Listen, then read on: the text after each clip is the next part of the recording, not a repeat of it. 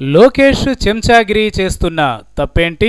ఇటీవల మరణించిన దేవినేని నెహ్రూ తనయుడు టీడీపీ విజయవాడ నేత దేవినేని అవినాష్ ఆసక్తికర వ్యాఖ్యలు చేశారు.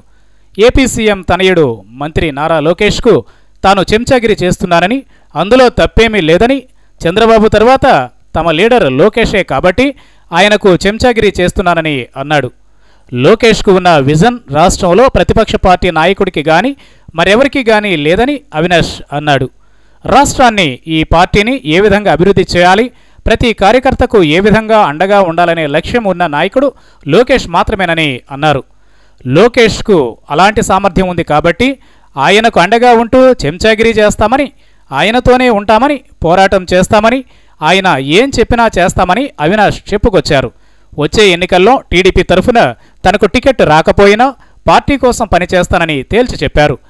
చంద్రబాబు లోకేష్ కోసం పనిచేస్తానని అన్నారు. తాము టీడీపీలో చేరేటప్పుడు ఎటువంటి ఒప్పందాలు చేసుకోలేదని స్పష్టం చేశారు.